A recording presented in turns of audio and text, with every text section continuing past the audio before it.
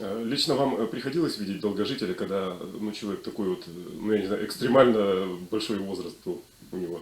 Были. Это сколько лет? Ну вот я очень хорошо знал Сорна Моллана.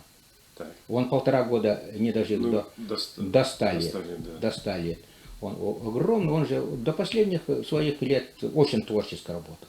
Активно был. Активно работал. Он физически очень был сильный человек. Вот, например, в Сотте, вот за ним мало кто мог угнаться в гору, подняться. Он уходил вперед. 90, тогда 5 лет было ему, когда я был, за ним гонялся. Вот так он показывал свой этот самый музей свой показывал.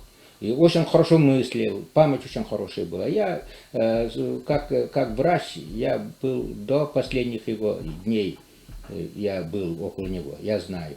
Когда он приехал из Москвы, когда вот самый критический момент был, я был первый, наверное,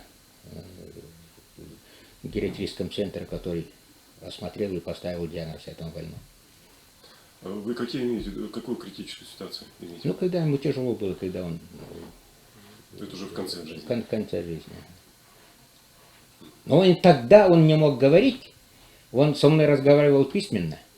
У него такой лист бумаги, карандаш, он и такие мысли такое высказывал. Огромная вера в жизнь была.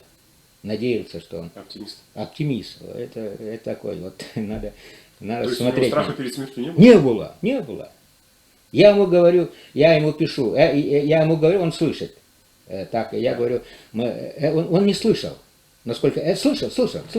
Я устно говорил. Я говорю, завтра мы вас переведем в медцентр, там инструментальное обследование, потом скажем полностью, как все дальше вести. Говорит, это правильно говорит.